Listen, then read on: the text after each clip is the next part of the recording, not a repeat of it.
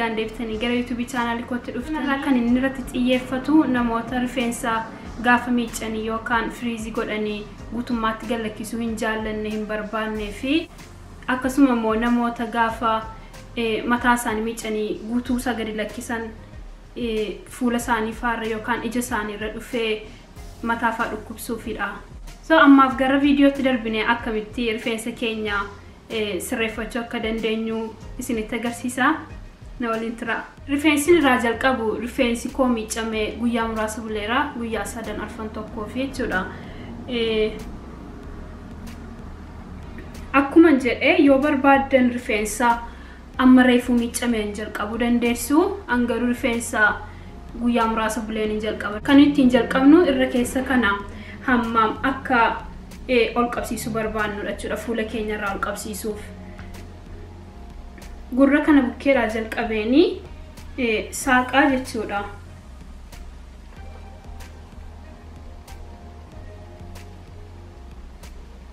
Gurra bukkeedhaa jalqabnee ol saaqnaa. Kara lachuutiin kara kanaanis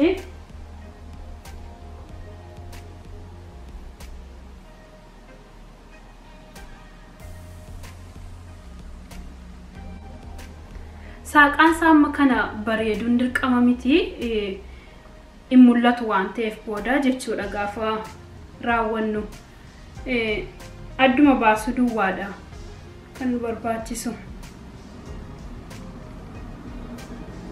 Amma gaafan saaqee raawwadhu isa dudduubaa walitti qabsiisaa jechuudha. So amma isa dudduubaa qabsiisee raawwadheera amma isa fuulduraatiin jalqabnaa jechuudha. Rifeensi koo akkuma jedhe gogaa waan ta'eef bishaanii itti facaasuudhaan jalqaba. Bishaanii laaffisuudhaan jechuudha.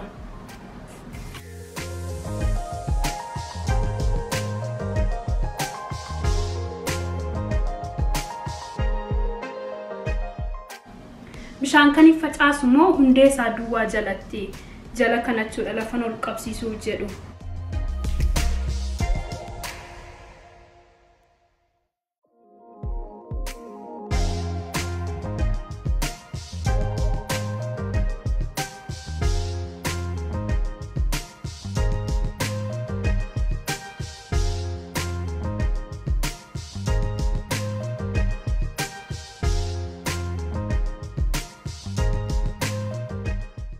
Amma rifeensi koo jallisaa laafeera filamuufis gaafa walitti qabsiisu gadi jechuu danda'a jechuudha.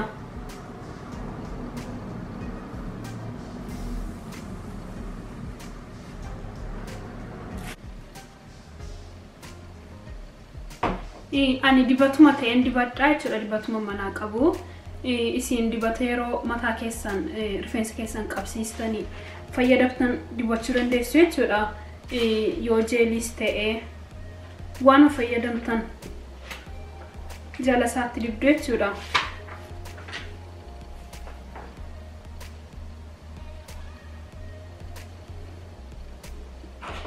So merga laafee ta'ee hin fillaa jechuudha walitti.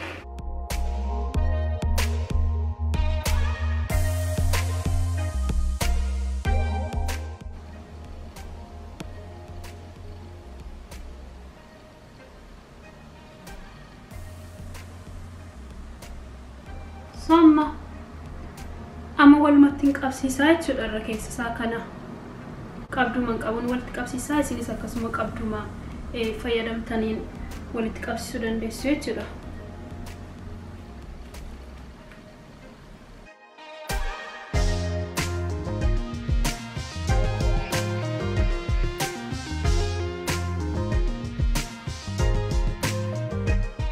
Amma gaafa walitti qabsiisnee raawwannu hin marraa jechuudha irra keessa isaa kana.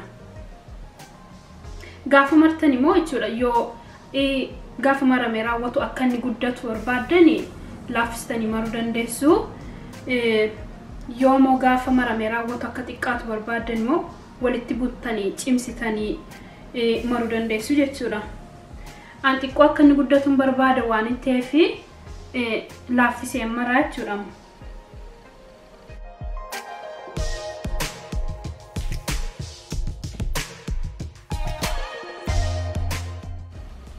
Amma maraa manjala gaggashaa deemaa jechuudha. qabduu sattiin qabamee jiru jala.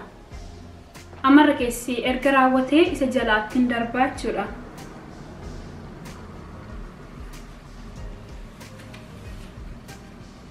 Amma jala isaa bakka lamattiin saaqaa jechuudha.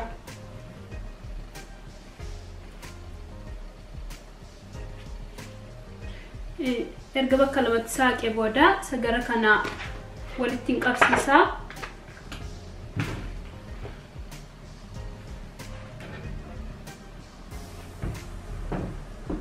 Sosa kanaan jalqabnaa jechuudha. Rifeensi koo ammayyuu karliinsaa akkuma jirutti jira. Xiqqoomaa haamaraayii wayii jira jechuudha. Amma isa kanas rifeensa koo laaffisuudhaan bishaanitti naquudhaan hin jalqabaa jechuudha.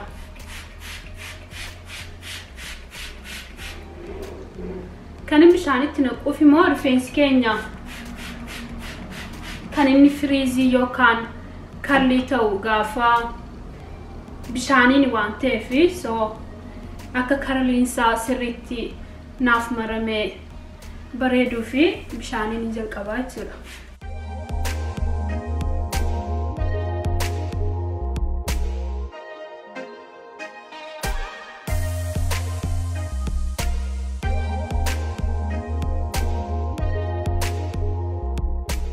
Amma guutummaa rifeensa koo laafutti itti naqaa jechuudha bishaan.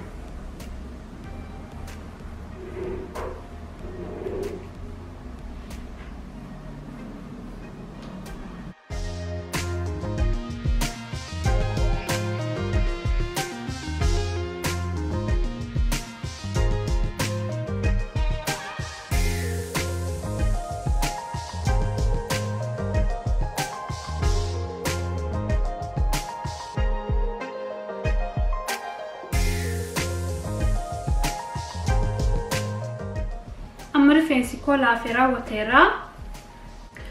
Product kana fayyadamammaa kana yeroo fayyadamu kan hin fayyadamu yeroo baay'ee gaafa refreshii gochuu barbaadu jechuudha. Amma kanatti biifaa jechuudha.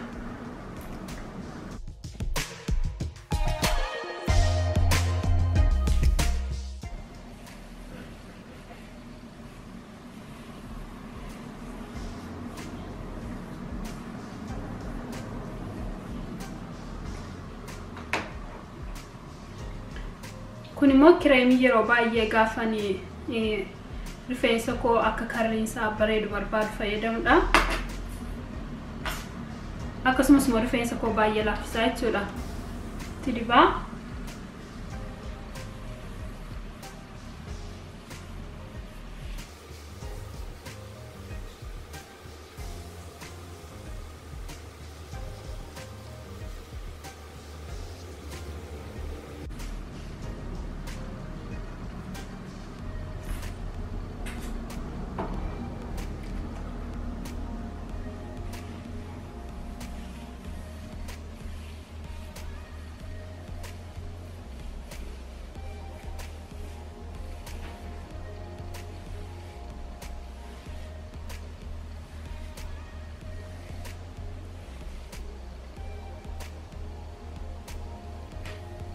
Amma rifeensi koo karliinsaa bareedee jira.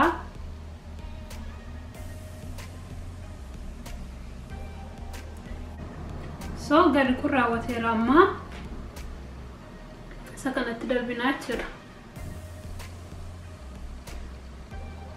Ilaaluu dandeessu adda addummaa isaa. Inni kun baay'ee laafee bareedee jira jechuudha. Akkuma isa kanaattiin gara kanas godha.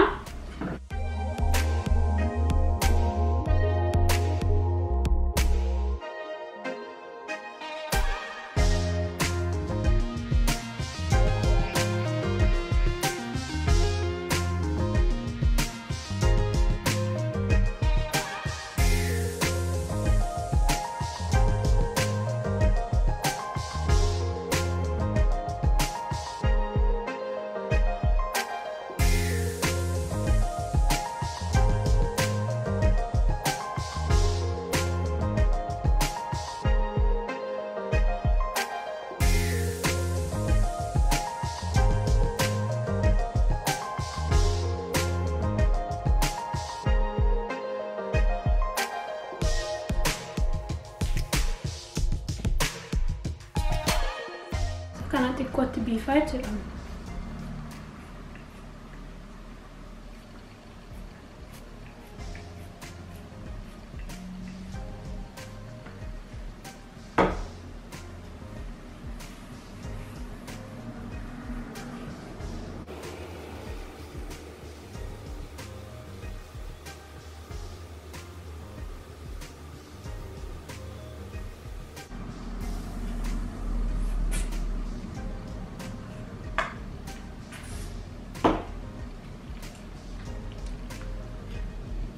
Ini kon itti dibaa jira ammas.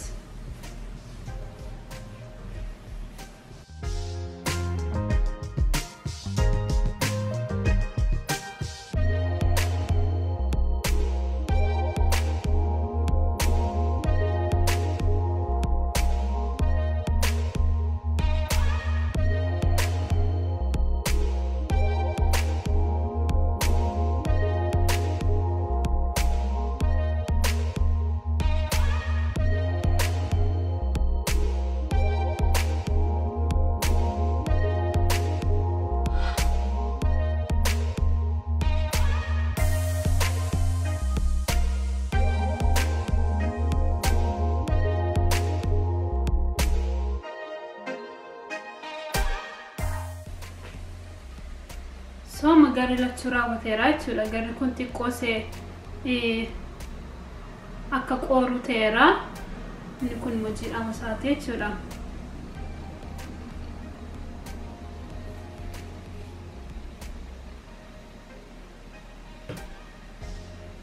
So amma staalii goone raawwanneerra jechuudha. Rifeensi koo akkas fakkaatee jira jechuudha. Arguu dandeessu.